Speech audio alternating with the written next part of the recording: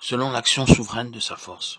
Il l'a mise en action dans le Christ, le ressuscitant d'entre les morts. Éphésiens 1,19. Cette puissance a ressuscité Christ d'entre les morts. Oh, chaque fois que nous réfléchissons au sujet de la résurrection, nous avons le sentiment de sa grande importance. La résurrection, c'est ce que la puissance de la mort n'a pas pu retenir.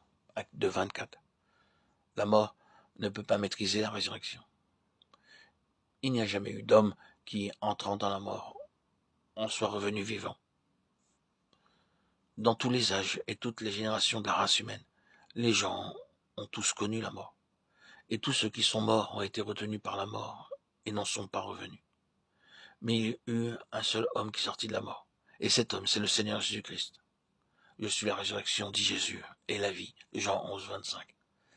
Il est la vie. C'est pourquoi tous ceux qui croient en lui, en dépit du fait qu'ils mourront, vivront. Si nous faisons un retour en arrière, tous ceux qui sont entrés dans la mort ont été retenus par elle. Personne n'en est jamais ressorti. Mais il y a une puissance qui peut entrer dans la mort et qui peut en ressortir. Et cette puissance, c'est la puissance de Dieu. Actuellement, lorsque vous voyez mourir quelqu'un que vous aimeriez voir vivre, vous constatez combien grand est le pouvoir de la mort. Il est très facile pour les gens d'entrer dans la mort, mais il leur est impossible d'en sortir. Les gens peuvent rejeter la vie, mais ils ne peuvent pas repousser la mort. D'une part, Satan agit par le moyen des ténèbres, et d'autre part à travers la mort. Mais il y a une puissance qui procède de Dieu. Elle peut traverser la mort sans être retenue par elle. Le pouvoir du méchant ne peut pas la vaincre, ni celui du séjour des morts, l'engloutir. Cette puissance est la résurrection. Ce qui peut passer par la mort sans en être affecté s'appelle la résurrection. Et la puissance qui maintenant est en nous, c'est cette même puissance. Cette puissance qui a révélé Christ d'entre les morts nous permettra aussi de traverser la mort sans être retenu par elle. Car de même que cette puissance a ressuscité le Seigneur Jésus de la mort, elle nous ressuscitera aussi de la mort.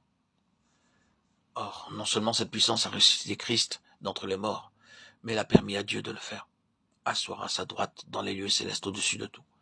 Et il a tout mis sous ses pieds et l'a donné pour chef suprême à l'Église. Éphésiens 1,20. Nous voyons donc dans ce passage que Dieu a établi Christ comme la tête au-dessus de toute chose, afin que l'Église en soit bénéficiaire. Par conséquent, l'Église peut recevoir du Seigneur l'apport de cette puissance. Or, puisque c'est une telle puissance et un tel trésor qui sont en nous, si nous faillissons en tant que chrétiens, Dieu devrait-il nous donner encore autre chose? Nous devrions lui dire, ne me donne rien de plus, car tu m'as déjà tout accordé. Comprenons bien que cette puissance est en nous aujourd'hui, et qu'il n'y a donc aucun problème que le chrétien ne puisse résoudre, et aucune tentation qui ne puisse être vaincue. Car la puissance qui est en nous, c'est la résurrection, cette puissance qui surpasse toute autre chose, et qui amène toute chose assujettie sous les pieds de Christ. Elle agit en nous de la même manière que Dieu l'a manifesté par sa force toute puissante en Christ.